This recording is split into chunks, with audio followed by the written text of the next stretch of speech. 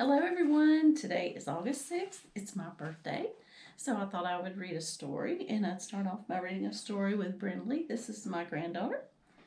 So we're going to read a story by Judy Blume. It's one of my favorite authors.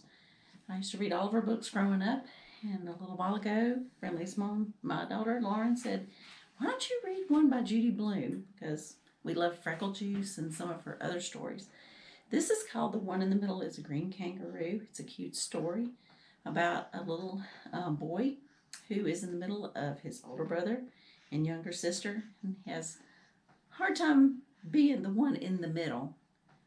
So let's see how it turns out, and let's see what happens. So here's a picture of him in his green kangaroo suit. And the little boy's name is Freddy, so he's the main character. Freddy Dissel had two problems. One was his older brother Mike. The other was his younger sister Ellen. Freddy thought a lot about being the one in the middle, but there was nothing he could do about it. He felt like the peanut butter part of the sandwich, squeezed between Mike and Ellen. Every year Mike got his new clothes, but Mike's old clothes weren't too small for Freddy. They fit him just fine, so Freddy had to have the leftovers or the hand-me-downs. Freddy used to have a room of his own, but that was before Ellen was born. Now Ellen had a room of her own. Freddy moved in with Mike. Mom and Dad said, "It's the boys' room," but they couldn't fool Freddy because he knew better. So he knew, that used to be my room and now I had to give it up. So I think he was a little upset about that. Once Freddy tried to join Mike and his friends, but Mike said, "Get out of the way, kid." So Freddy tried to play with Ellen. Ellen didn't understand how to play his way. She messed up all Freddy's things, and Freddy got mad. He pinched her, and she screamed. "Freddy Dissel," Mom yelled. "You shouldn't be mean to Ellen. She's smaller than you. She's just a baby." Like this one. But Ellen didn't look like a baby to Freddy. She didn't sound like a baby either. She even goes to nursery school, Freddy thought. Some baby. Freddy figured things would never get better for him. He would always be a great big middle nothing. Then one day Freddy heard about the school play. Mike had never been in a play. Ellen had never been in a play. This was his chance to do something special. Freddy decided he would try it. He waited 2 whole weeks before he went to his teacher, Miss Gumber. He said, "Miss Gumber, I want to be in the school play." Miss Gumber smiled and shook her head. "I'm sorry, Freddy. The play is being done by 5th and 6th graders, the big boys and girls like Mike." Freddy looked at the floor and mumbled, "That figures." He started to walk away. "Wait a minute, Freddy," Miss Gumber called. "I'll talk to Miss Matson anyway. She's in charge of the play. I'm going to find out if they need any 2nd graders to help." Finally, Miss Gumber told Freddy that Miss Matson needed someone to play a special part. Miss Gumber said, "Go to the auditorium this afternoon. Maybe you'll get the part." "Great!" Freddy hollered. Later, he went to the auditorium. Miss Matson was waiting for him. Freddy walked right up close to her and he said, "I want to be in the play."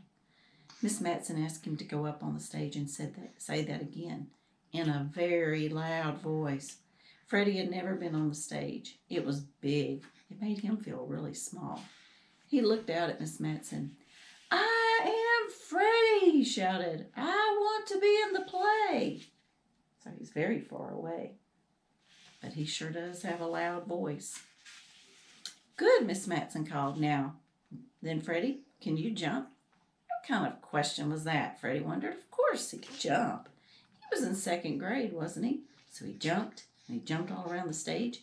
Big jumps, little jumps, and when he was through, Miss Matson clapped her hands, and Freddy climbed down from the stage. "I think you'll be fine as the Green Kangaroo, Freddy," Miss Matson said. "It's a very important part." Freddy didn't tell anyone at home about the play until dinner time. Then he said, "Guess what, everyone? Guess what I'm going to be?" No one paid any attention to what Freddy was saying. They were too busy eating. "I'm going to be in a play. I'm going to be the Green Kangaroo." Mike choked on his potato and knocked over a whole glass of milk, and Ellen laughed because Mike spilled his milk. Dad jumped up. He patted Mike on the back to make him stop choking. Mom ran to get the sponge. She cleaned up the spilled milk. Freddy just sat there and smiled. What did you say, Mike asked? I said I'm going to be in the school play. I said I'm going to be the Green Kangaroo. Oh, it can't be true, Mike yelled. Why in the world would they pick you? Because I can jump, Freddy said. I can jump too, said Ellen. Everybody can jump, Mike told them. Yes, but not like me, Freddy said. And besides, I can talk loud. I can talk loud, Ellen said. Listen to this. And she screamed, see how loud I can talk? That's enough, Ellen, Mom said. One day you might be screaming like that. Dad said, Freddy, I think it's wonderful that you get the part in the play. So Mom kissed him and said, we're all proud of you, Freddy. Ellen laughed. Green Kangaroo, she said it over and over again. Mike just shook his head and said, I still can't believe it. He's going to be the Green Kangaroo? It's true, Freddy said. Just me, all by myself. The only Green Kangaroo in the play. The next 2 weeks were busy ones for Freddy. He had to practice being the Green Kangaroo a lot. He practiced at school on the stage. He practiced at home too. He made kangaroo faces in front of the mirror. He did kangaroo jumps on his bed. He even dreamed about green kangaroos at night. Wow, it was on his mind a lot. Look at those kangaroos. Finally, the day of the play came. The whole family would be there. Some of their neighbors were coming too, and Mom hugged Freddy extra hard as he left for school.